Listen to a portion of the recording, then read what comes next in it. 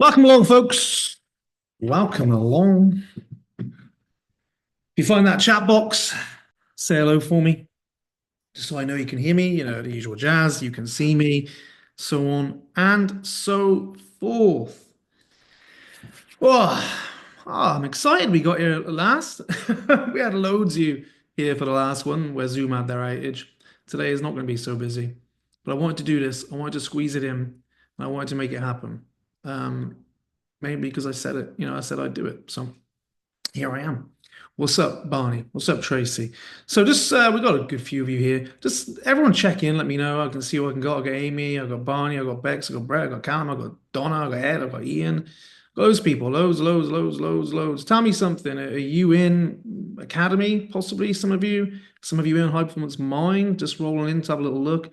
Some of you just doing nothing with us and just coming in for this, to have a look at this. Let me know.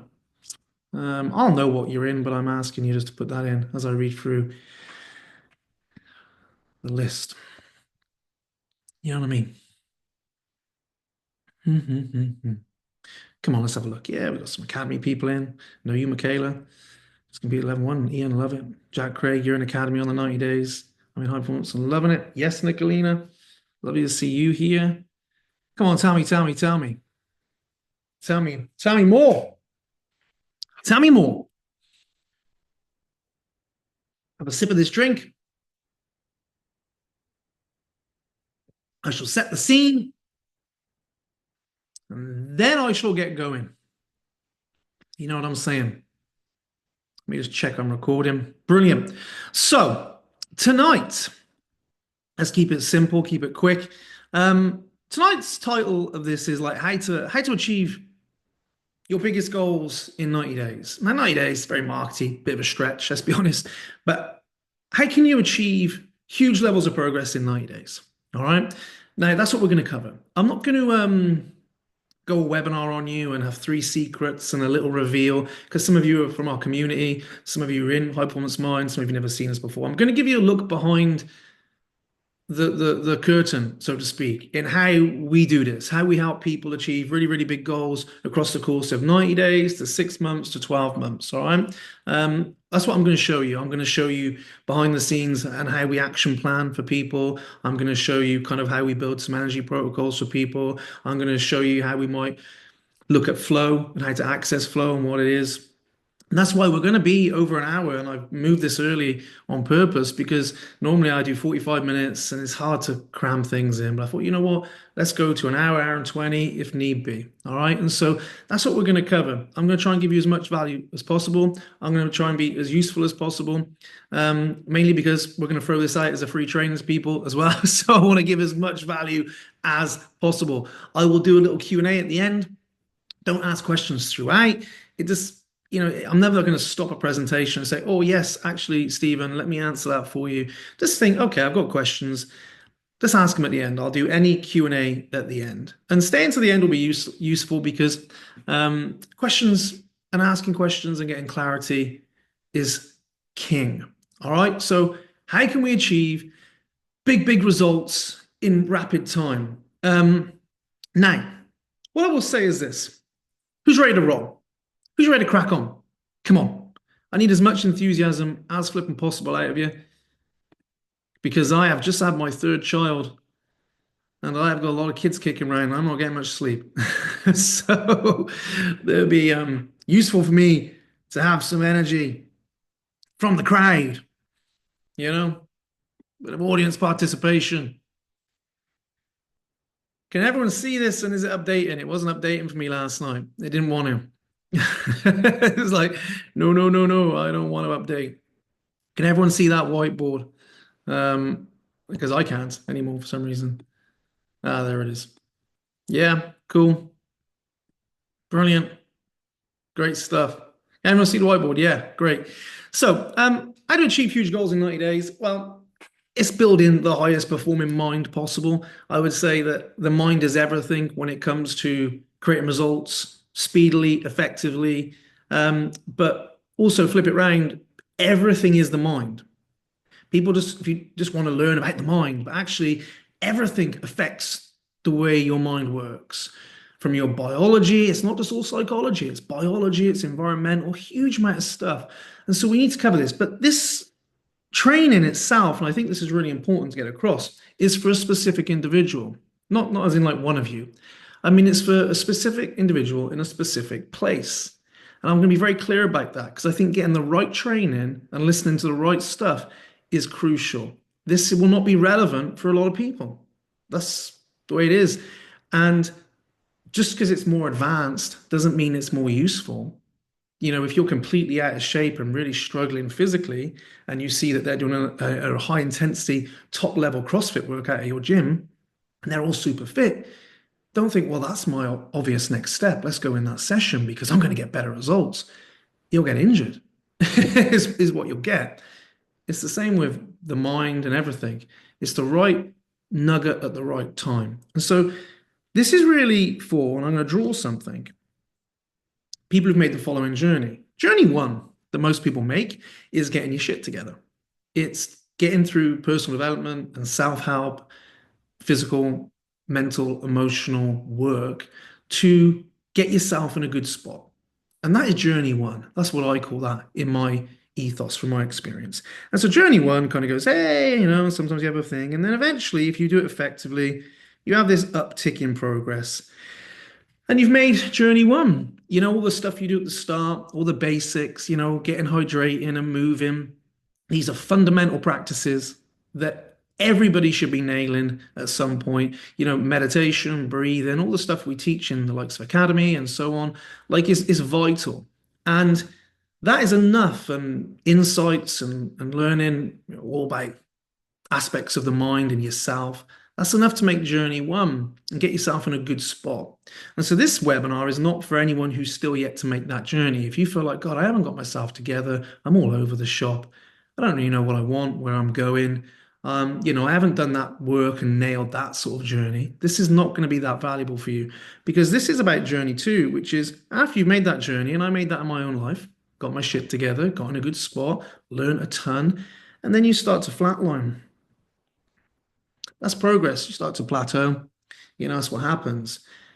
The mistake we make is we think, well, if I just keep doing more of this, then I'll have another uptick in progress in my life. But we don't, and I wasted years doing that. More and more of the same gets you more and more of the same. And if you want to go faster, and if you want to have a bigger impact, and if you've got a demanding career and a demanding job, or you've had one and you've retired, I've worked with many people in that place, you're a business owner, you're an entrepreneur possibly, you're somebody who's like, I just want more out of my life, and I've done this initial phase, I have to get it perfect, and I feel like I've got myself into a good spot. The next step is the stuff that we will talk about tonight. The next step that I made was really understanding a few key things and completely changing this. Now people then say, well, sorry, is that not effective? Does that not work then? It's like, no, it's a valuable step along the way. You have to make this journey to make this journey. You can't skip steps. You can't cheat time. It doesn't work like that. Like the gym analogy. You don't go from I'm out of shape to I'm massively in shape and doing loads of advanced things. You can't skip those steps. You can't cheat that time. And if you do, what's quick to come is quick to go. And I see that a lot with performance and personal development. Things that are quick to come are very quick to go. So it's not that journey one is not important, or it's for, if that is like a bad thing. It's like, no, it's vital. But I'm talking to those of you at journey two who are like, okay, how do I kick on now? How do I go to a new level? How do I completely optimize the way I think, the way I feel, the way I behave? And the key to that journey, and I'm going to write it down because this is so important. When I think back to my own journey, when I think back to the people that I train every week, the key to that, which doesn't sound like a big key, is specification. Journey one, you can be broad and you can be foundational. You can do that. Like everyone in here, if you're a female, you probably need to supplement with some magnesium. If you're a male, you probably want to supplement with some zinc, that kind of thing.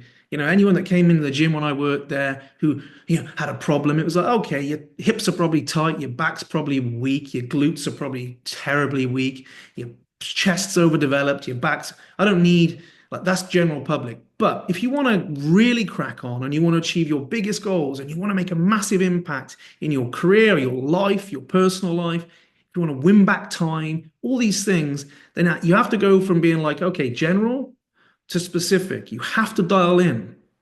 And there's some key things to dial in on. And these are the key things that we try and build, and we do build into our stuff. The first thing is, we're not going to cover this first because people get bored when you talk about this, is you've got to build a mission. If you want to think, okay, I want to be the highest performing person under the sun, it's mission building. You need a mission. We'll cover it at the end tonight, but you need a mission.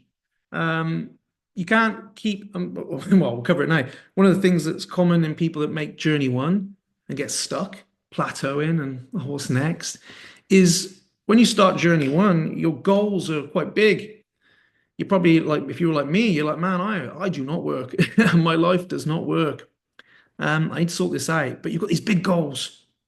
They don't feel big at the time, but the change from zero to here, let's put a little person there, is huge. And then we get here and people start to set smaller goals. Their mission becomes less impactful when really you're capable of much more.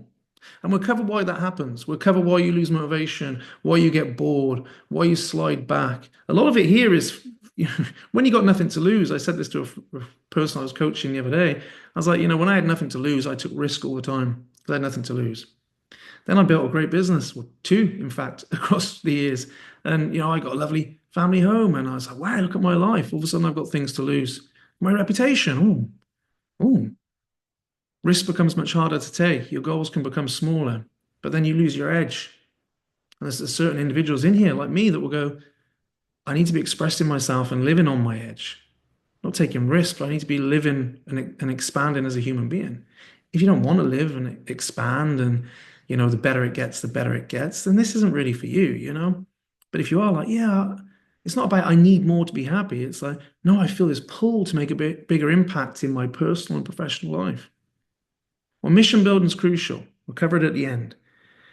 The big one I talk about, and I'm not going to talk about it in the usual way tonight, is energy stacking. You can't keep doing the same old, same old. We're going to cover that first. And I'm going to show you how I would stack up some energy principles in a different way. But you've got to get a general there. You've got to get into specific. One of the best things I did 2 years ago was start having my bloods done because I was ill, and looking like what is going on in my body? What is it from a food standpoint? What is it from a nutrient standpoint? What is going on from an inflammatory standpoint? Like what works for me? And that can be an expensive way to go about it. You don't have to do that. In an ideal world, everyone would just have that done. But understanding your own physiology, understanding that you're going to go through periods of stress. Sometimes you're going to go through periods where you need to get shit done. I need to focus. Sometimes you're going to go through periods where you need to switch off and rest and recuperate. Sometimes you're going to get burnt out. No one's immune to that.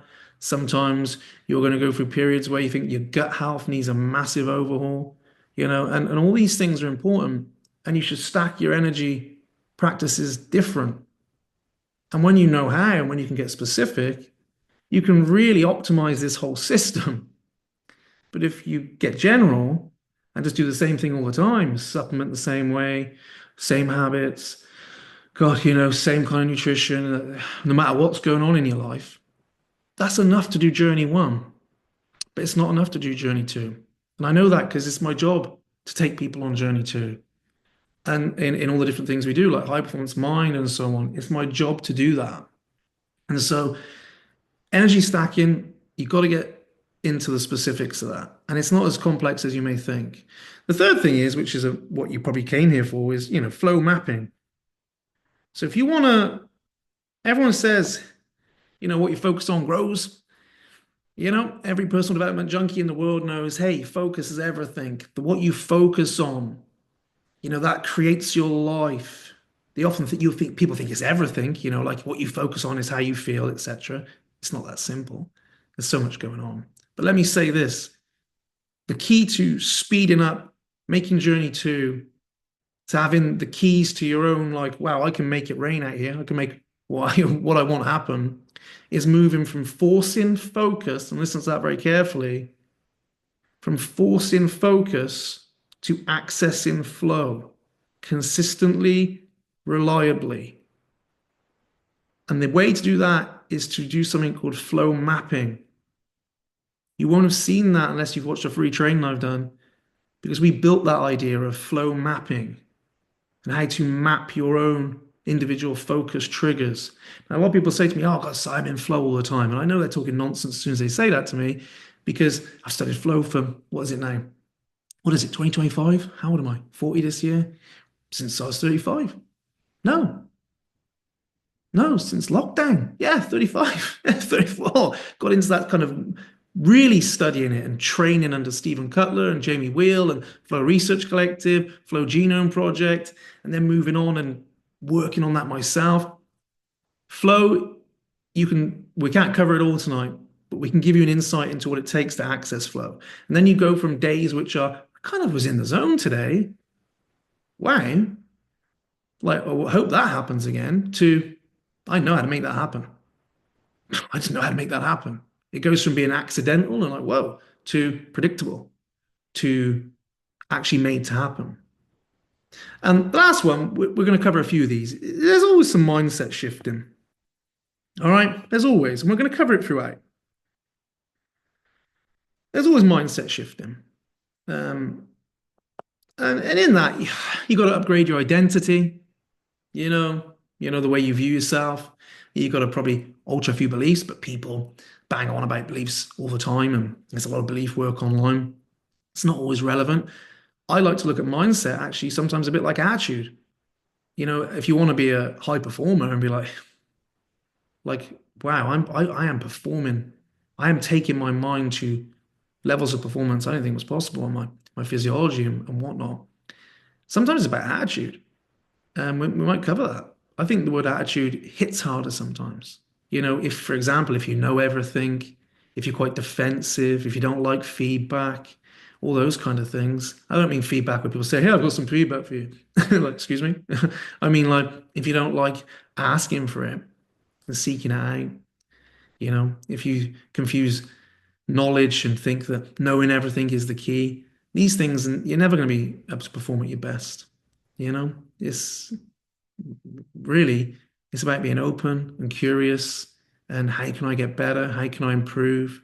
But also, it's a big mindset shift to make just quickly, is to shift from valuing so much knowledge all the time to valuing results. That's a huge, if I could rub a genie lamp and make the genie popped, I would go with Robin Williams over Will Smith, but just put that out there, and Robin Williams popped out. Not Robin, not Robbie. Robin Williams popped out. Bless him. I'd say, hey, can we get people to see that results and knowledge are very different things, and that you probably need information, but results trump all. Everything in my life I measure on, does it work? Is it useful? And I do that in all our coaching, all our groups. Does this work? Is it useful? If it doesn't work, if it's not useful, we stop doing it. If it works and it's useful, we keep it. But I think as a business owner, you always have that attitude. It's like the result that matters. It's the experience that matters, not the theory. So that's one big mindset shift to make. But we're going to cover these four in a roundabout way. We're going to cover straight out. We're going to cover energy stacking. We're going to cover flow mapping. We're going to cover mindset shifting. And just to show you that I am not talking absolute, nonsense, that you can do this, I'm going to quickly show you, an example action plan. It's not going to be nothing in here that we use. All right, just quickly, because I think this is important. Because I think often people are on lives and they're just talking out of theory and what they've read in a book. But I want to show you that we coach a ton of people, and I think it's important that you can see how we do that. Right, so here is an example action plan that we would use. All right, so when people sign up for High Performance Mind, which you'll have the opportunity on here at some point, we build out specific action plans. But I want to show you something. So most people are going to go through building a vision and whatnot, and they might go through this. This isn't what they receive. This is what the coaches use. But I just want to show you that just to show you that we're not pissing about, that everyone will have a supplement protocol here. Everyone has a recovery focus here. It's different for every individual. Everyone will have a training that moves them forward. Everyone will have to pop some key insights and learn from something there. And we build that out. I would show you an example, but that would involve somebody's name. But just, it's the same every week within reason. But we are going to ultimately build the personalization out for people. And so you can take a screenshot of that. You can watch the replay and say, okay, every week I probably need to be clear on my focus, and we teach people how to do that. But I probably need to figure out what my supplement protocol is based off of what I share tonight. I probably need to figure out what is my recovery focus? Like, what is my energy focus is what we would call that. How am I training? What's my next training? What am I working on that can move me forward? Like, that's a big part of high performance or any training. It's like, what like unlocking moves are there? Like, don't absorb information. If you are struggling to make progress in an area, there's probably a skill set issue, or there's probably a mindset issue. Well, sometimes there's an application issue. I'm not going to lie. It's like you're just not doing what you need to do. But there's one of those. And if we can train on them and get better at them, those issues go away. You're only the right skill away. So we build these out all the time. And I wanted to share that with you so you could see that this isn't coming from fucking theory. This is coming from, okay, we do this all the time. So let's go into step one. Everyone ready? And does that make sense what I'm sharing? And you excited to learn a little bit of some of this? I wanted to set that up. I think that's important. We're back. We are back. So let's start. Energy stacking. In fact, I might highlight it so I know what I've covered. I'm cool like that. There you go. Energy stacking. Let's move out the way here. The biggest struggle you're going to see in making step 1 to 2, like I said, is you're going to keep doing the same old. But if you're going to go faster and if you're going to make bigger progress and you're going to move through bigger challenges and goals, listen to this very carefully. You need the scaffolding to go bigger and faster. You need the core. Anyone can pull off big goals. I see that in communities a lot, in communities I've been part of. People set big 90-day goals, they're held accountable to them, and they go really quick for 6 to 7 weeks, and their life blows up, or they blow up, and they fall apart, and they sabotage, and it's like, maybe I didn't have enough accountability, or maybe I didn't have enough of this. It's like, you never had the capacity to go that fast. When I passed my test, I bought myself a Nissan Micra, not the boxy one, and it had one wing mirror as standard. Now, I probably could have put a massive engine in that tiny Nissan Micra that weighed about 3 kilo. But if you don't build the chassis and the gearbox and the brakes, you're in problems. This is you and your goals. You have to have the structure in place. You have to really, if you're going to go faster, it's not just energy. Think of it as the gut, think of it as your respiratory system, think of it as your flipping physiology, think of it as heart rate variability, think of all of this stuff that if you're going to get this to operate better and you're going to move quicker and you're going to take on bigger demands and you're going to increase your stress levels because you're moving quicker and you're moving through fear and all the rest of it. If you're going to do all that and that's going to rise, then you 100% need the ability to handle that. And what isn't going to give you the ability to handle that is the same old habits. And you think very often we get into, let's just draw it. We do a few things. Let's look at our day. We might do a few AM things, maybe a few PM things, get some sleep, repeat forever. Doesn't matter what's going on in your life. You can be stressed to death, have loads of problems at work, your relationship's fallen apart, you've been ill. We're still doing those same habits. And like I said, that's enough to make Journey 1. There's nothing wrong with that. It's not criticism. But we're talking about making Journey 2. So making Journey 2 is like, well, hang on a minute. I need to change that up. I can't keep doing the same things. I need to change those. And here's 3 Qs for you. You might want to write them down. We look at changing people's energy and their protocols, as we would call them, based on a couple of things. What season are you in? And that affects things massively. So what I used to do when I had no kids is very different to what I did when I had one. And then I had two. And now I've got three. And the way I run my life is differently. The way I wish I knew now I wish I knew then what I knew now. But I went through a period when my daughter was born where she was ill and her mum had been ill and it was a nightmare. And they were both in hospital for months. And I had a little boy. And if I knew then even what I know now, I would have changed the way I operated and supplemented immensely while trying to run a business and look after a child and deal with the worry and the stress there. I would have really changed the way I did things. And you got to know what season you're in. Are you in a season where life is tickety boo and you are flying and you feel great? Are you in a season where life's life to you a bit? You got a lot of stress on you? Are you in a season where you're trying to think creatively and make things happen? Are you in a season where you're going through illness? What season are you in?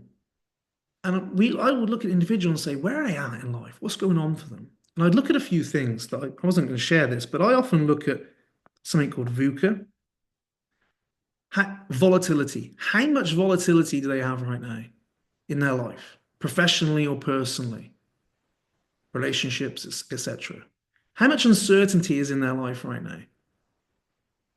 Is there a lot of uncertainty in what's going to happen? I work with people doing big business deals, hundreds of millions of pounds, buying business, investing. Whoa, there's a lot of uncertainty, a lot of volatility. How much uncertainty exists there? Are they unsure about their relationship? Are they uncertain in themselves? How much complexity? That's a C. Is there a lot of complexity and moving parts in their life? And ambiguity or ambiguity, however you say that, which for me is like a vagueness. Is there a lot of vagueness going on? That's how I would view that. And if I look at that and think there's all of that, they're going through a massive period of volatility and uncertainty and complexity. Then we're trying to simplify. We're trying to create certainty. We're trying to create consistency over volatility. And we would supplement very differently. We would stack recovery very differently. The habits would be very different to somebody who is like, I've got none of that right now. So what season are you in yourself? That's one thing we look at. The second thing you want to look at is, where is your weakest link? That could, in your system. So some people, it's like physical health. You're like, I had somebody lecturing me the other day about having the old pint, but they were probably 3 stone overweight. And I was like, maybe I should lecture you about being overweight. You're lecturing me about my health because I had 2 pints this week and how terrible it is, but you're 3 or 4 stone overweight. That's terrible for you. And it's like, where's your weakest link? Is it physically in your health and fitness? Is it actually, gut-wise? Is it nutrition? Is it from an energy standpoint, is your weakest link like mentally? And you think, I've got brain fog and I'm all over the shop. And so it's like, what is this individual's weakest link? Are you constantly overwhelmed and anxious?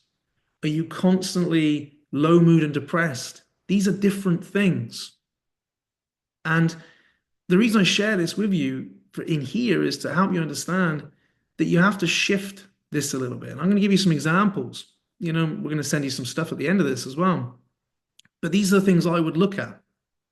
Whereas when I was made journey 1, it's like, look, just get hydrating, get moving, get meditating. These are really fundamental basics. Have some insights about yourself.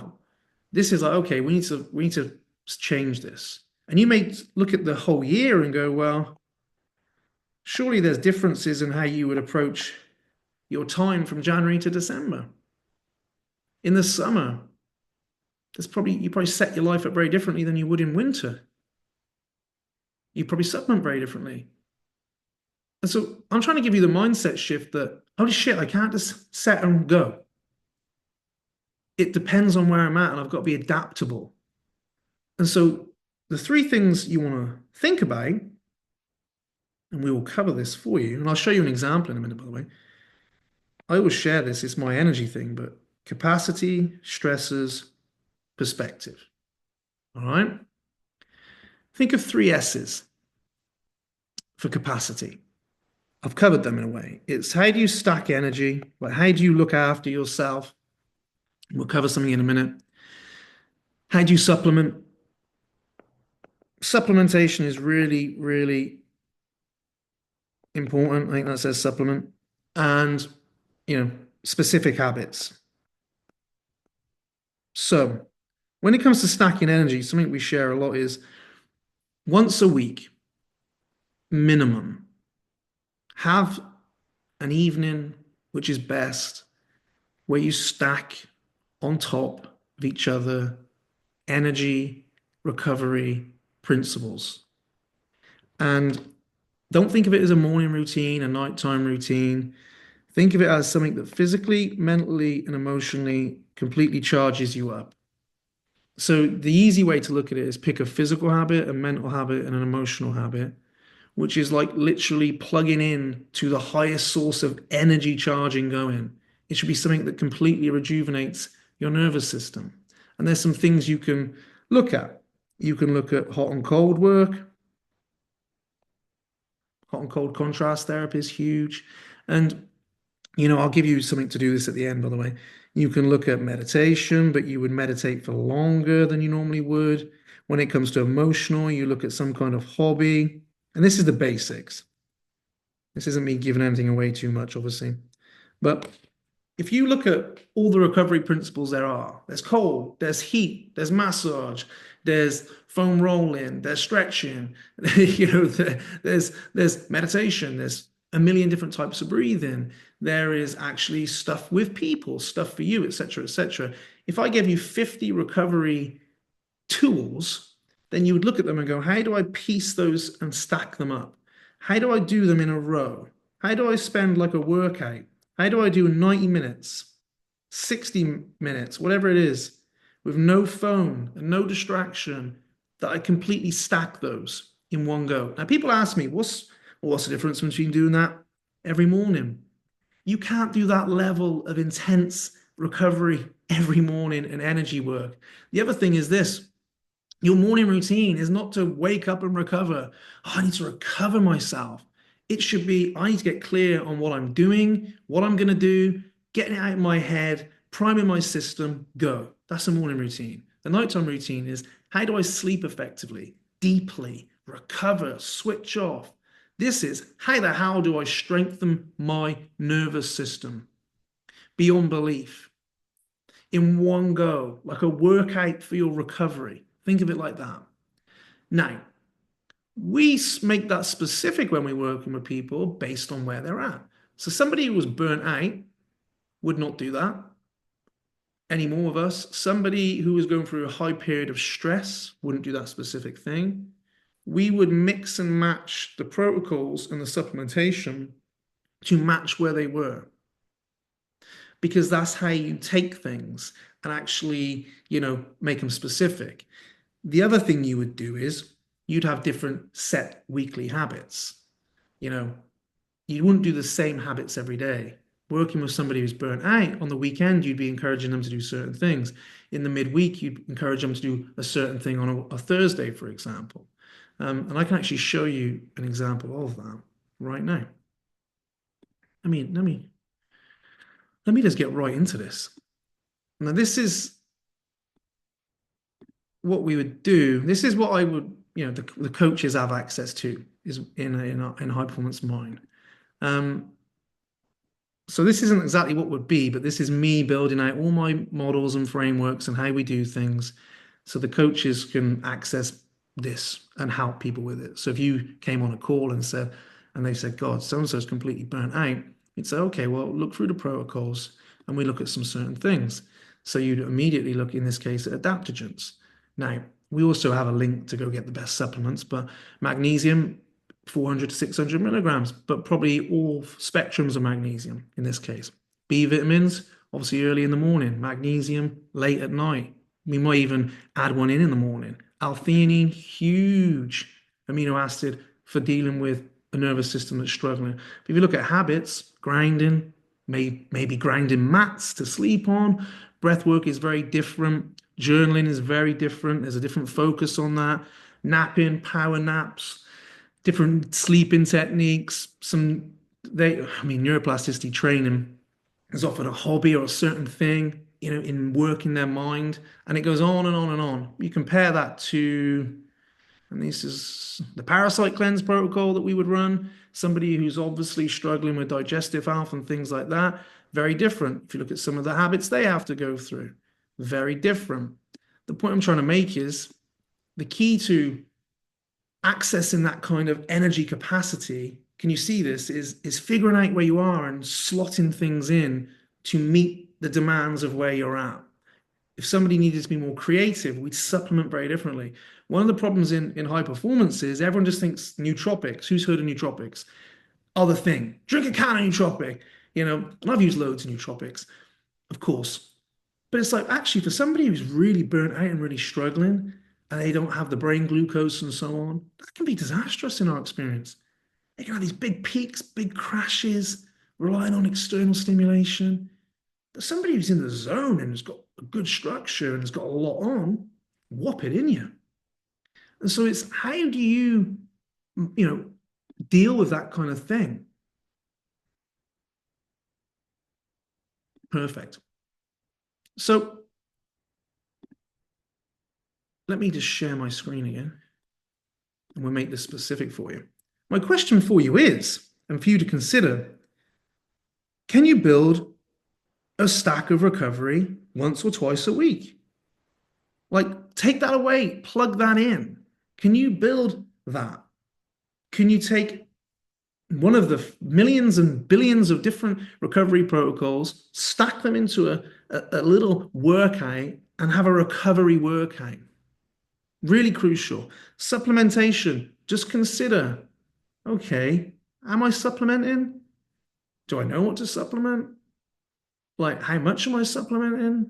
Because it's crucial. Supplementation is big. No matter how well you eat, how well you function, we struggle in this modern day and age to get the right vitamins, minerals, nutrients, and just added additions to help us thrive.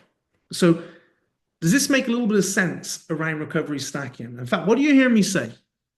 Well, I have a drink. Because the good stuff is probably yet to come. I'm getting carried away by energy. But tell me, what are you hearing me say?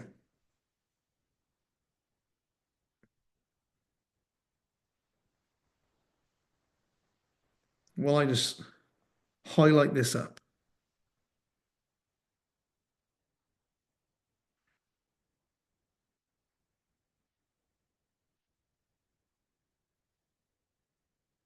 Oh, somebody's hearing me say something. Bulk stacking to refuel? Yeah, 100%. That's a good way to look at it, to refuel. And it's also the strength of your nervous system. I want to get that across. Like, think of energy as the strength of your nervous system. How can you possibly create change with a nervous system that is weak, that is not going to tolerate what it takes to create change? How can you think greater and be creative and insightful and focused and not be distracted when your nervous system is just not getting the strength it needs? It just ain't going to happen. It doesn't matter how fast you want to go. Without a nervous system that's healthy and performing, you ain't going fast. It's not going to happen. And so the other two things are quite crucial as well. Oh shit. Which are stressors and perspective. So anyone we work with, we're going to think, what's their biggest stressor? Some people, that's relationships, it's other people, it's money, it's their past. It can be anything. It can just be something that's going on, a situation.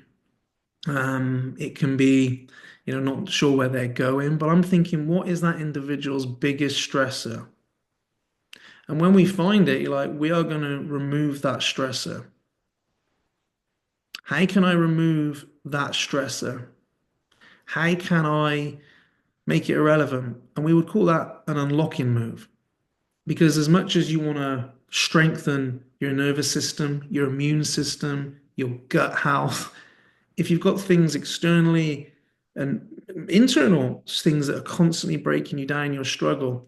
And so if you want to move faster over the next 90 days, step one, start thinking of, okay, how do I start to strengthen my nervous system? Because without it, I'm not going anywhere.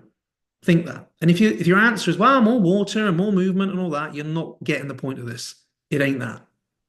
That's just the answer. You go, okay, what's my biggest stressor? How can I start to remove it? If I don't know how to remove it, how can I find out how to remove it? How can I deal with that? That's your second move. Your third move is perspective. And in here, I'm looking for 5 things that we would work on with you, which would be, do I have, number one, the need for control and perfection? Because if you have the need for control and perfection, you are going to constantly be stressed. You're going to constantly be breaking your nervous system down. So we look for that one because it can't be a perspective we carry.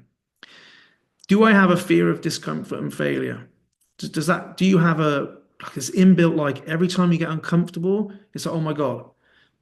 I was talking to my neighbor today who's had a knee replacement, and I used to do that stuff back in the day. And I was saying one of the keys to rehab is just to be aware of the difference between pain and discomfort. You can have some discomfort, and you probably want to lean into that. Real bad pain, that's a sign maybe you've pushed that a little bit too far. I mean, depending, but and a lot of people have a real fear of just discomfort. They're, oh, that's a bit uncomfortable, better not do it. So that's probably good for you in most cases, not all. But a lot of us have a fear of discomfort. Things get hard and we go, oh God, it's difficult, and that ramps our stress levels up. We don't like this fear of, we have a fear of failure. So we ramp up every one of the things we got to take on. We add significance and it drives our stress levels. If you have a fixed mindset about growth, it's something we would look for. What I mean by that is, are you like, I can't change, I can't, no, this is the way it is, and things can't improve? We would look at that before someone came in. But is that there? Because we do flip back into fixed mindsets. We'll do it, me included. The fourth one to look out for is, are you determining your worth by your achievements? That can be a big one. People are taught that confidence comes from evidence, which is partially true. But when you rely on evidence for your confidence, you're going to have periods of your life where the evidence ain't there. I've had periods of my life where I've had nothing. I've gone from having lots to nothing. And when my worth was derived by, what people said about me, and, how popular I was and how much money I had and all the things I was achieving, when my worth was derived, come from that, I must be doing well. And then all of a sudden, it wasn't there. What happens to my worth now? And so if you only determine your worth by your achievements as a high-performing individual, you're going to be up and down all the time. Because anytime there's no achievement, it's an attack on you as a person. And you have to fail to go forward. And you're going to get it wrong. And you're going to make decisions it's not going to work out. And if you won't do that if your self-worth is determined by that. And so we need to alter that perspective. And the fifth one, the most annoying for all of us, is, where's my results, or it's not working? I shared that at the start on the graph. Very often, if you do the journey properly, you're like, oh, I'm doing stuff, I'm not seeing much results. And then it kicks in. But very often, in the stuff I do, free stuff, people are coming into the 5-day, for example, a different thing. And, I've been stressed for years. I tried that breathing thing. I've still felt stressed. It can't work for me. It's like, oh, right. You must be the only person on the planet whose nervous system doesn't calm down when you breathe that way, because that's how your nervous system works. But what it is really, without being sarcastic, is people want to see results now, or they ain't working. It's the same in the gym, isn't it? People start a gym, they train hard for a while, results don't come. It's not working for me. Try something else. And so they never get anywhere. Business, I see that all the time. But what you do now shows up in 90 days' time. All the things you implement now probably will show up if you keep doing them in about 90 days' time. And when you have that ethos that, okay, I'm going to really do this good stuff, and, in about 90 days' time, I'm going to be flying, that makes the journey easier. it makes it less stressful. But there's a lot of perspective shifts to make there. And I've just piloted a few. So when it comes to your energy and building out how to perform at your best in 90 days, step one, capacity. Think of, okay, the things we said. Am I supplementing right? Am I stacking my recovery effectively? Am I just trying to rely on the same old habits every day, no matter what? Summer, winter, whether I'm flying or whether I'm struggling. You can't do that. So where are you at now? What season are you in? How can you supplement? How can you stack recovery? Build it out. Stressors. What's your biggest stressor? You got to start to solve that. You can't keep avoiding the big thing in your life. If you can change it, we've got to work on changing it. Because as you work on changing it, even if it's hard, that kind of stress builds you up. Sitting there letting it happen breaks you down. And perspective. If you've got those perspectives, I mean, this is a different kind of webinar to what I normally teach, but it amazes me how many people won't invest in their own, don't see the point of investing in themselves, or might people who get in touch with me about business and they want to grow this big business and coaching business, and it's like, wow, you probably want to spend a few thousand. Oh, I'm not spending that. It's like, oh right, don't expect to grow a business. Like business is all about investment. You invest in things to see a return, and you invest in yourself to see a return. Like a big perspective that will increase stress is seeing everything as cost all the time. Might as well throw that one in there. Everything's a cost. Everything's a cost. Oh, cost, rather than no, it's an investment. That's a much better way to look at things. And so, from an energy perspective, we're looking at those three. How do I increase capacity? How do I unlock stressors? How do I alter perspective? And you may want to look back, and I'm going to get Amber to make some notes on this and probably send out the key points over the next few days, so you won't have to figure it out yourself. Don't panic. We'll just use AI to pull out the key points and tasks for you. But can you see how that's going to be probably the most beneficial thing going? And I want you to see why you're not making fast progress. It's what I'm trying to show you. I'll hammer it home one more time. To go faster, you need a better system than that to make journey two. All right. What's been your number one takeaway from energy stacking? Come on, let's get a load of takeaways because we're going to cover flow mapping. This is what I love when we got some time, huh? This is probably what everyone wants to come and talk about, flow.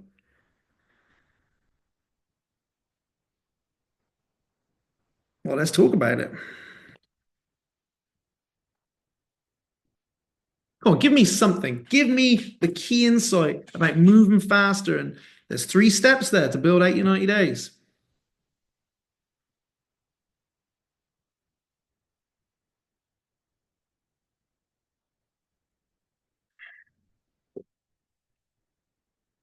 Yeah, so adapting stacks to fit seasons, brilliant. And the seasons, by the way. You should treat your energy very differently in summer to how you do. People feel good in summer. I've coached a long time. So in summer, people are like, I feel great. I don't need to do this stuff. I feel good because they're outside more. Vitamin D in nature. Wow, longer days, more sunlight. This is great, isn't it? And the winter, all of a sudden, the environment isn't so conducive to health. We should operate differently. So yeah, seasons are important. Bex has been the only one brave enough to put a comment in there. Focus on what's causing stress, yeah, and remove it. Solve your stresses without a doubt. Now, the second key is yes, need capacity to handle rising stress once a week minimum. Once a week, exactly.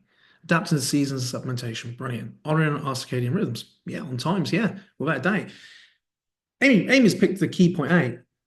If you're going to go faster, you're going to increase your stress. Most people, like I said, they can't go faster and they fall apart when they go faster because they don't have it's a nervous system that can't handle stress. And that's why big goals are hard to come by, big changes are hard to come by because, well, I don't have the ability to keep going. People say, oh, I can get going, but I can't keep going. It's like, yeah, you don't have the ability to handle the speed you're going at. It's that simple. Now, flow mapping. One of the big keys to make if you're going to go faster, once you get a bit of scaffolding in place, is, well, how do I get my brain to operate quicker, faster, etc., etc. So the key insight is you have to shift from forcing basic focus to accessing flow. Flow states. That is really the big needle mover. In the work we do, is how can we get you to consistently, repeatedly, consciously access a state of flow. Flow is your brain at its best. Flow states are when, you know, to look at how it feels, it's that acronym of STIR. Let's just look at that quickly. STER.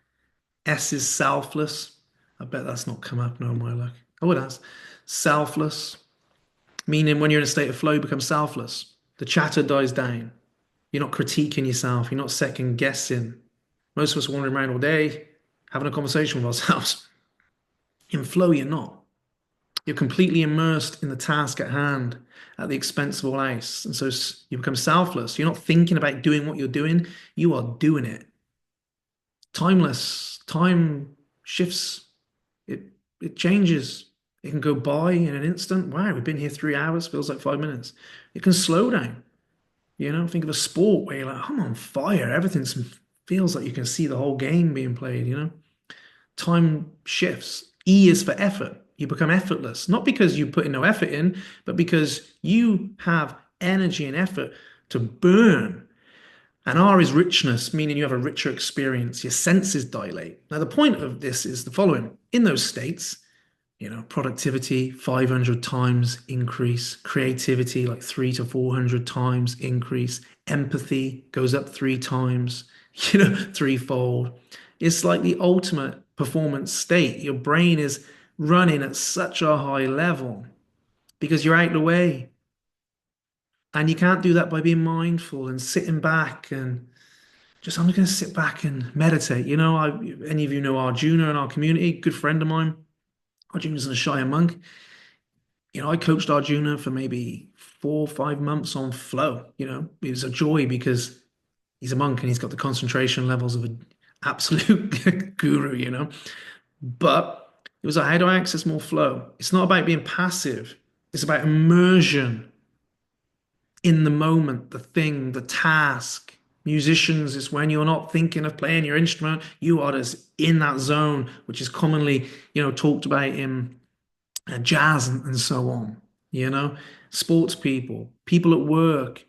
It's when you're at your best, but also it's when you're on that great date. It's when you're playing with your kids and you're like, wow, I was just there. Now, we don't have that in the modern world because we're constantly being interrupted and we're constantly thinking about something. We're constantly, by the way, if your nervous system isn't working, you have got no chance of accessing that.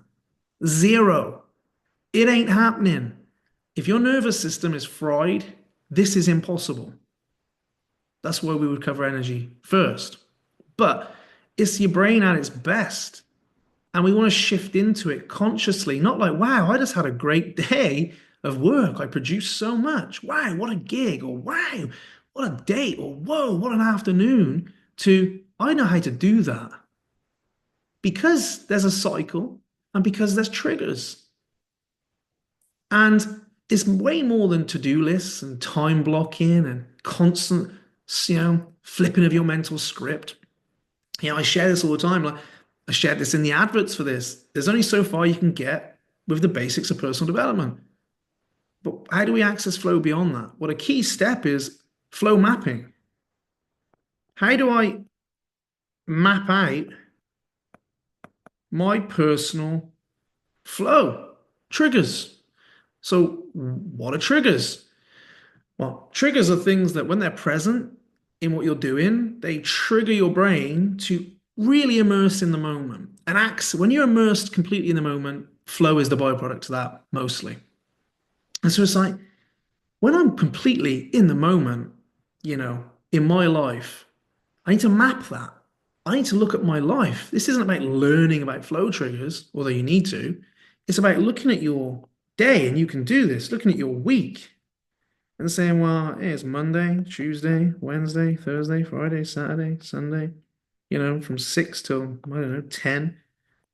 It's like, if you were to divide that up like a calendar, and I get clients do this all the time, it's like, if red is when you are performing on a low level, you're distracted, yeah, maybe you're stressed, you're overwhelmed, you can't concentrate, you feel tired, low level kind of state. Amber would be like neither here or there. Green would be, I was on fire. I was focused. It felt easy. Like I got loads done. It felt good. Like use your state to go, well, how was I performing there? And if you were to look at your day and say, well, God, oh shit, I'm tracking this now. And I was finding that, mid-morning I was red here, and oh God, all day I was red there, and I had a patch of red here, and whatever it may be. And don't guess it. People try and guess. Oh, on Mondays, it's like, no, no, track it as you go. Forget time tracking and what are you doing. Start state tracking. You might find that on a Thursday, wow, I was in the zone. You may find that you never have any green. You may find you're always red and orange. May find that, God, what's going on here? Now, we use this from, the last few months with the clients we have brought in on this system to say, well, what's driving you to feel and perform that well there? Because everyone has different individual kind of more proneness to different flow triggers. I'm going to show you the flow triggers in a minute. Everyone has a proneness to them. Everyone has this kind of like, some of us are more prone to certain triggers than others. They all work for everyone. But you'll notice like, oh shit, when I'm performing at my best, certain things are happening. There's certain things that are at play. And if you can highlight, well, that's always at play, then what do you think you do? You start building your life around that. You start building your day around that. You start stacking them in pre-key moments.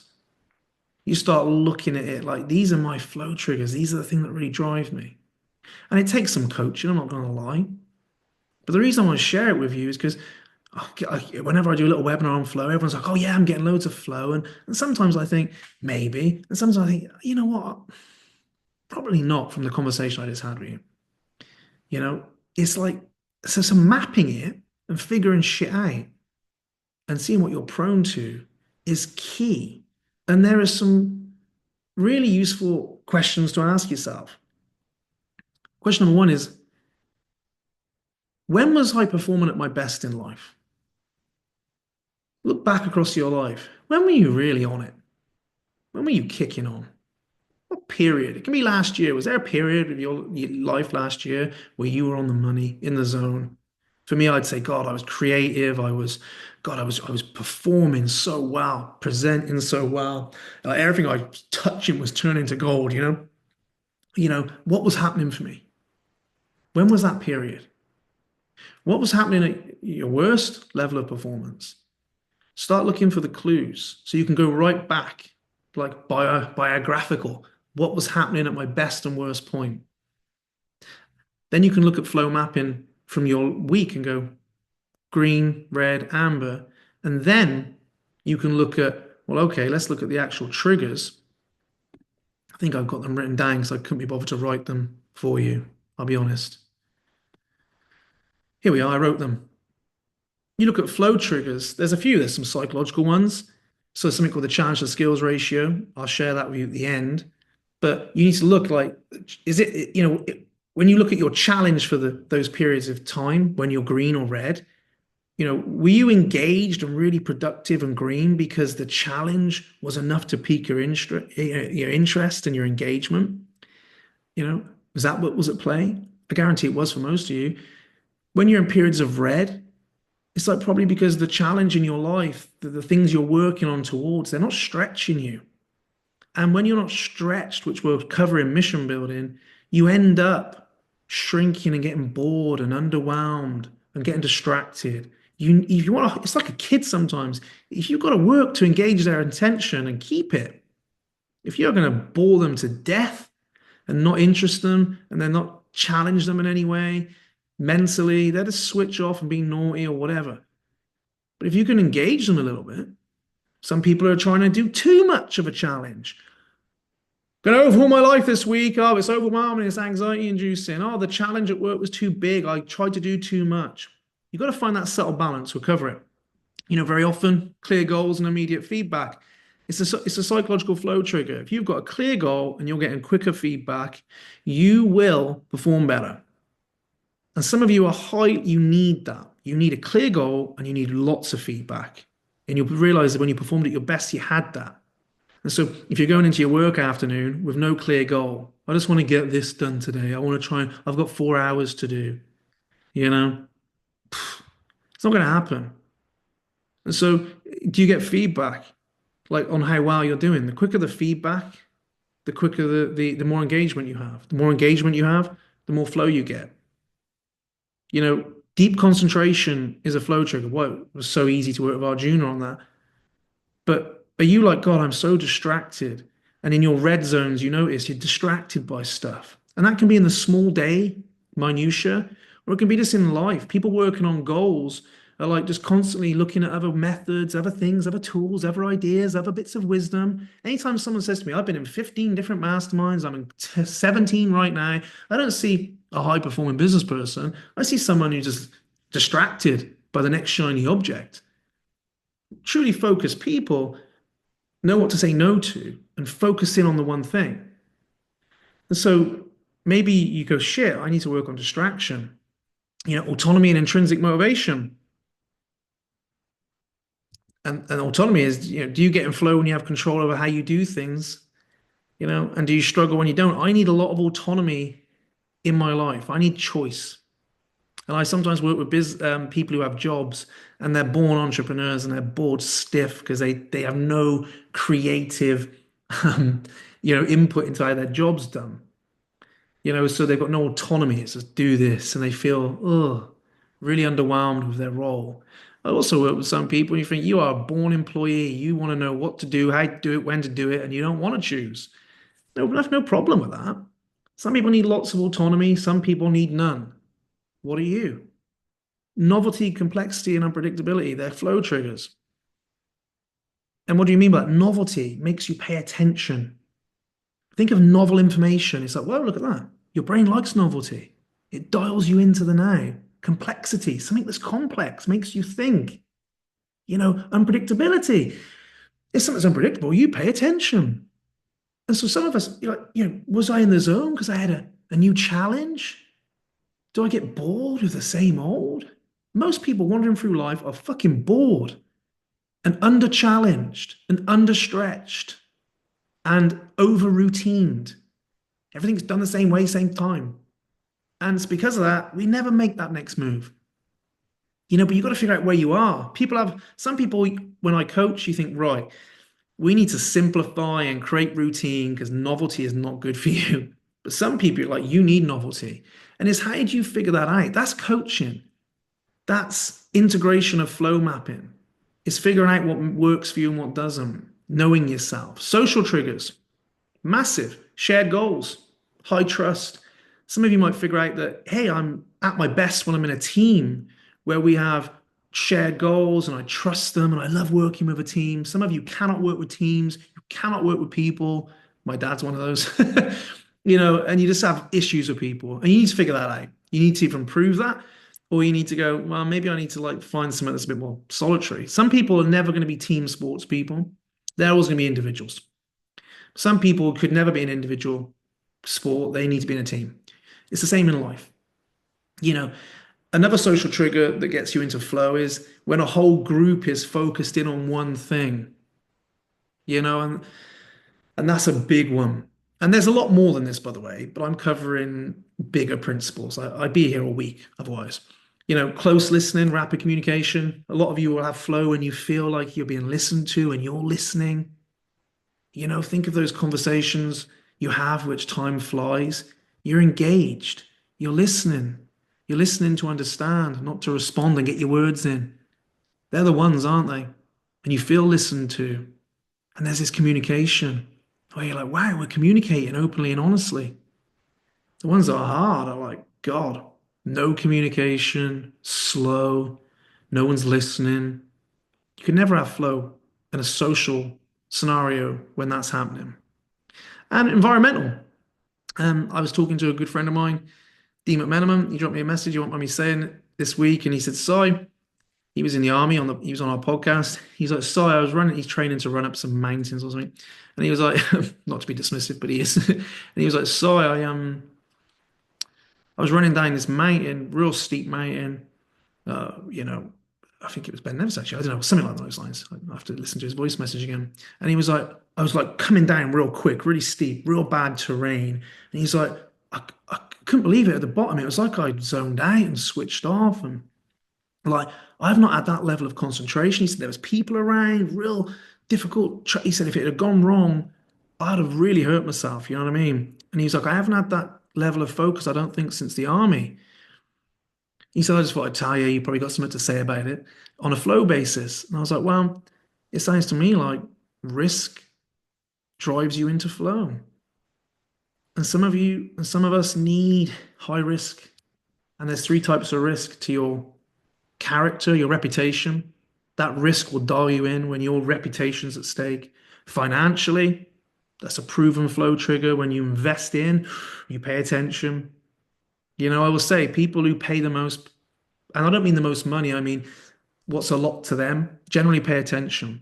It never helps to make something too cheap for most people because it's like, well, I don't have to pay attention. When you spend what you consider a high amount of money, you generally look after it. That's a proven environmental flow trigger. Like when there's a risk of, God, I'm putting a lot of money into this, I will pay attention. When my reputation's up for risk, I'll pay a lot of attention. I'll zone in. And my physical health, physical risk. You're going to zone in because physical risk is present. And sensory environments. Rich sensory environments trigger people into flow.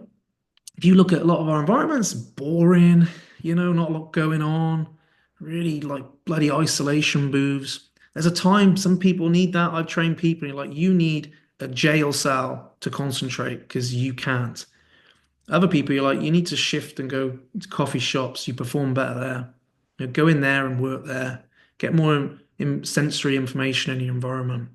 But it's figuring out where you are on those sliding scales. The reason I share those triggers with you is to show you that if you map flow and you compare it against the triggers, you might see, hey, these triggers, these basic ones here, were present when I was performing really well.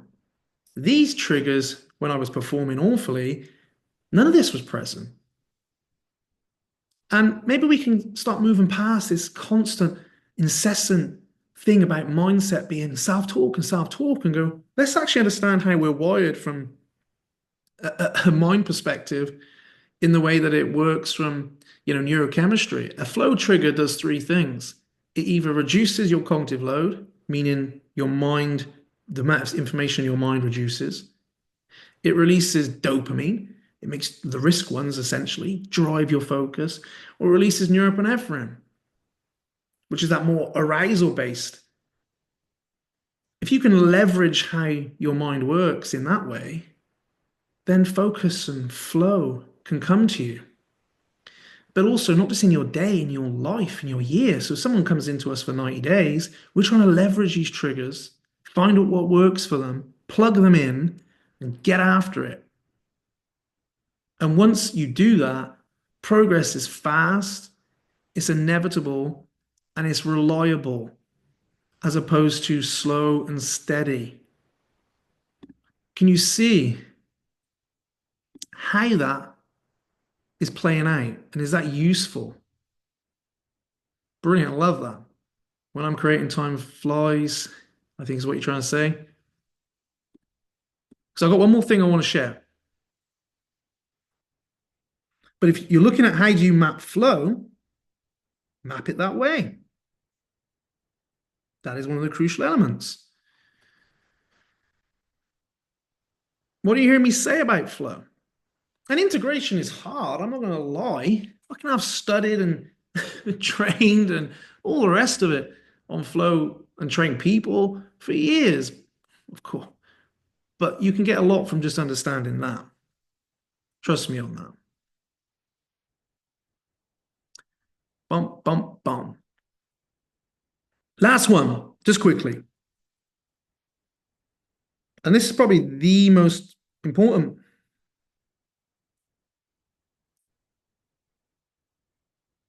Mindset shifting, we covered a little bit of in perspective, but it's mission building. You have to build a mission. If you want to achieve big goals and make big progress, you cannot be setting crappy little small goals that are meaningless to you. You have to engage yourself with meaningful goals. And I shared this online, but there's a difference between a mission, a goal, and a to-do. To-dos are, I'm going to meditate 12 times. You may say, oh, that's a goal. But really, for me, it's a to-do. And by that, I mean, if you already meditate, for example, I should paraphrase that a bit better. If you're somebody who meditates pretty consistently, and you're like, oh, my goal is to meditate 20 times this month. And I'm like, how many times did you meditate last month? 20? Well, that's a to-do. You can just do it. It's not really stretching you. You know, I shared this the other week, I'm sure somewhere. If you're like, my goal this year is to go on holiday. Oh, do you not normally go on holiday? Yeah. All right. Do you have to save for it? Like, is it a big thing? No. What, you can book it? Yeah. That's a to-do then, isn't it? That's something you can just go do. Simple. A to-do is like, hey, I can just go do that. It's an action that I'm pretty comfortable taking. Goals are a bit more specific. They stretch you a bit more, a bit more number-based, a bit bigger, a bit longer. Missions are like, wow, this should feel uncomfortable. This should feel like, wow, this is meaningful and this is what I really want. This is what I want out of my life. A mission is a vision. It's why you even bother getting up. It's who matters to you, who drives you. It's what impact and difference do you want to make to your life. I always find it weird. People get into personal development and they always want to be a coach. And sometimes I'm like, you ain't going to be a coach, but I want to make an impact, Si. Well, maybe there's probably ways that you could really make an impact. It doesn't have to be in helping others through knowledge. Your very way of being and existing, make an impact on your family. It's like, you don't always have to go and make an impact by helping other people in my kind of role, is what I'm trying to say. But a vision is like, man, this is what I truly want out of my life. These are the things that matter to me and who and what I'm passionate about and what I stand for. And I would die for this vision. I'd risk for this vision.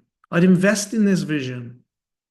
Like when I work with people like that, it's like, wow, they've got clear on a mission and they're willing to invest and risk and work because their mission is so important to them. Nobody has to wake me up every day and say, oh, sorry, you should go teach and coach. No one has to tell me to do that. It's like, no, I've got a mission here. I have a mission, a very clear mission. I know why I do this. And I have a mission in my personal life, and it's to allow my family the opportunities I never had. And it's to, bring my kids up in environments where they are free to express who they are and what they're about and be an individual and not be helicopter fucking parented because, they need to be a certain way and not to pass on my trauma and my unlived life to my kids. How big's that for most of us now? God, I didn't do this, so I'm going to try and make them do it, rather than letting, I don't want that. Maybe you do, that's your mission, go do it. But for me, it's like, how can I create a life of freedom for the people that matter to me? Not of ease, of freedom, of choice. I know what I want out of my life. I know the role Unbreakable plays. That's a vision. And I'll do what it takes to get there. So if you just set goals, you won't risk. You won't invest. You'll get bored. Set visions. They're the big picture. Build a mission. It's the big, big picture. Chunk it down to goals. When people roll in with us, we do something called the one pager. It's like we build out a mission, a vision of their life. And it's like, okay, what's important this year? What's the one thing? What are the key projects towards that one thing? Their goals. What do you need to go do this month? To-dos. Plan it all out. This is our one-page focus document. This is what matters. Someone says to me, Si, I was thinking, I'll say, okay, get you. I said it the other day to somebody, Si, I think I need to work on my goals. Brilliant. Bring up your one-pager. Walk me through it. Oh shit, I'm doing really well. It's like, yeah, you forgot that, didn't you? You forgot your mission. And so the key to the mission is the challenge to skills ratio, which is, okay, if this is my skill level and my challenge is up here, then that gap is too big. It's overwhelm. I know it's not two words, don't worry. It's anxiety, stress. The ideal place is roughly 4%, they would say, Google. But if you want to be engaged in your life, then your challenge has to slightly outweigh your skill set. That doesn't mean your vision is small. Your vision is up here. Your mission is big, but your goals are here. If you can stack that up correctly, mission, goal, to do, you'll fly. Now, here's a little insight for you. Most of the people I see, they improve their skills in journey one. Like, I'm getting better at all this stuff. Whoa, look at me. And all of a sudden, their skills outweigh their challenge. And they're bored. And they're underwhelmed. And then I don't know what I'm doing anymore. There's something got me more to life than this. It's because they could run their life on autopilot. Their life is so dull now because I've been here. It's got easy. I work with business people who create big businesses and then don't have to do anything. What? That's the dream. They're like, man, I'm bored. I'm under challenged and underwhelmed. And it's because they haven't created a new challenge. And here's the key. We think that we're going to achieve these goals. And then when we achieve them all, we exist on this plane of fulfillment and joy and happiness. That is not the answer. We all know that it's the achieving that feels good, because the highest form of well-being is a life of meaning, and the highest levels of meaning are found in moments of flow, when you are engaged in what you're doing. And you can't be engaged in what you're doing if you could do it with your eyes closed. It's like you can keep trying to be happy about something, or you can just think, how can I engage myself in an engaging life?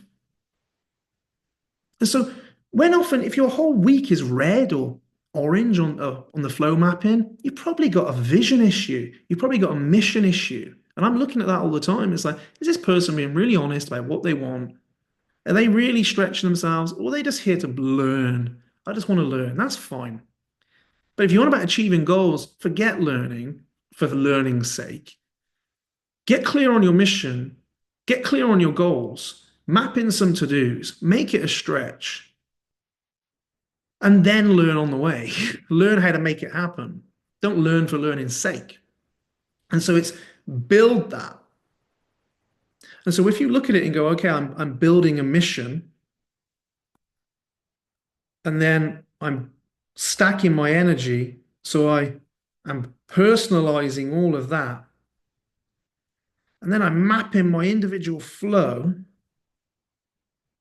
When you do that, you will achieve big, and big isn't in size, big is in meaning, things.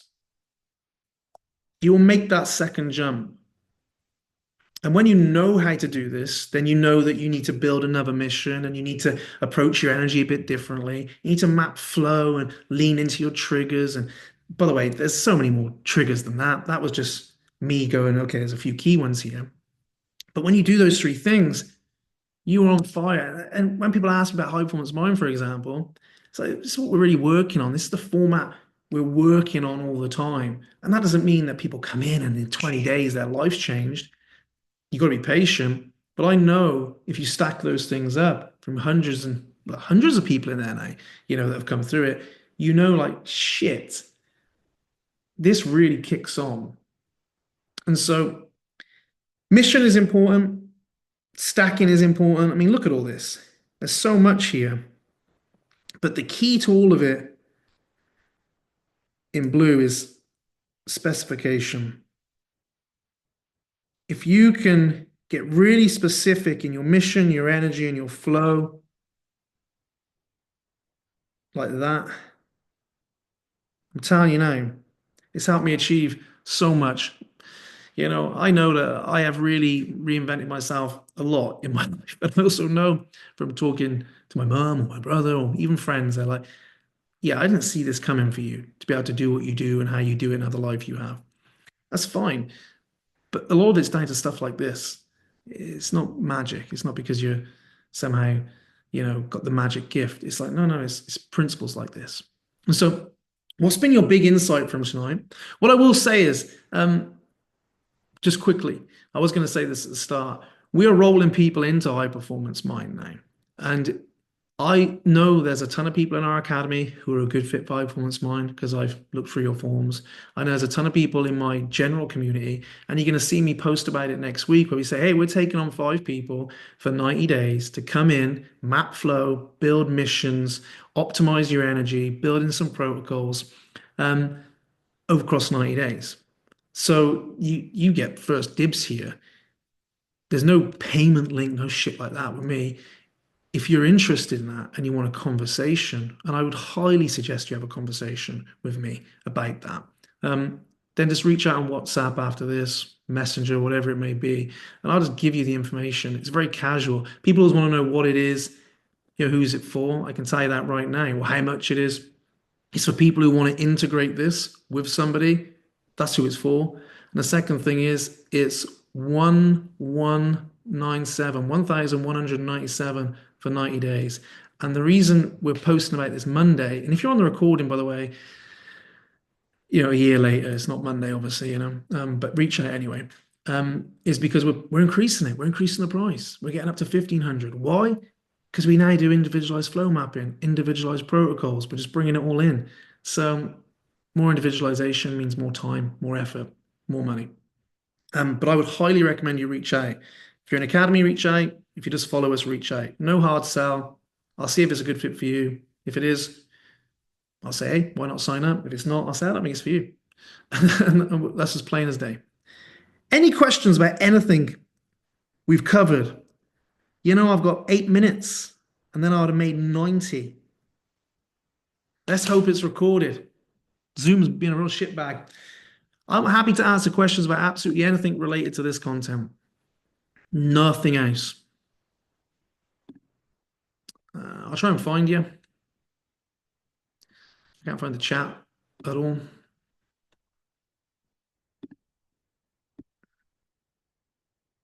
Somebody put something in the chat so I can find it. Just put like yo or something because it will pop up on my screen. Thank you. Thank you very much.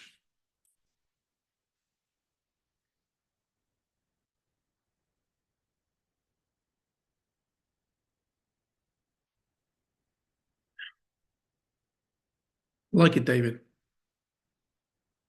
I like it. Any questions about anything? No questions? That's good with me. You can fire them over.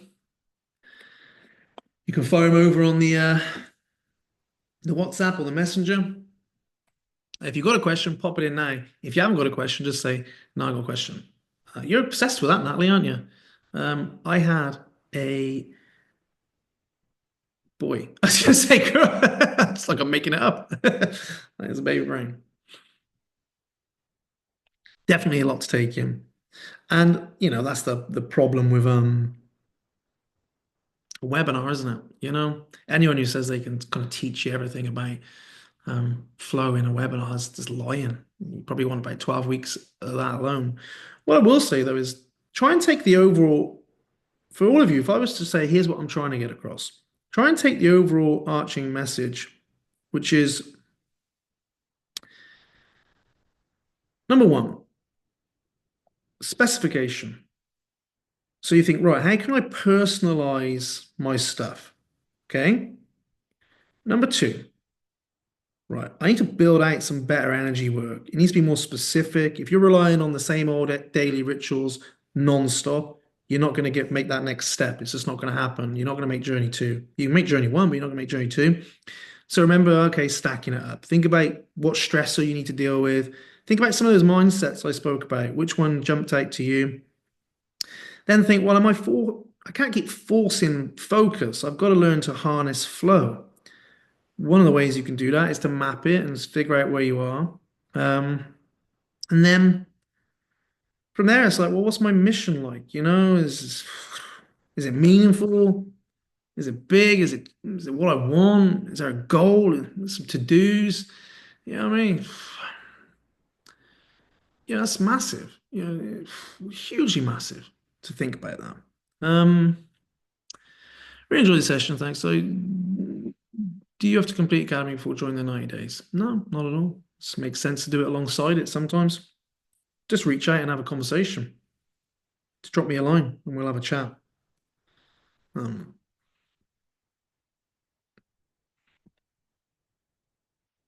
nice one, Brett.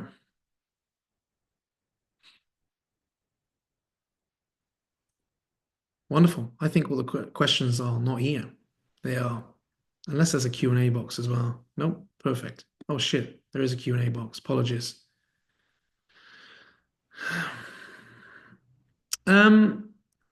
John, so panic attacks and being stuck in the house, yada yada. Would we be able to help? Yeah, but not in this. This wouldn't suit you at all, and it'd be overkill, to be honest. Academy, doing the 90 days in academy would be massive, huge benefit in that situation. High performance mind wouldn't benefit, but academy would. So reach out to me and I'll send you the information. I've got a little document with the academy information. All right, mate? And we'll see if we can help you in some way. We'll have a little chat. Well, if I can't, Ben certainly will. But good question. I appreciate it. I don't know if you're still here, but if you are, I've answered your question. Right, folks, it's time for me to get out of here, go and do some cool stuff, aka write some content at 9:23. And that is that. I shall speak to you. Thank you for tuning in, and I shall see you on the other side. Where am I? Maybe not.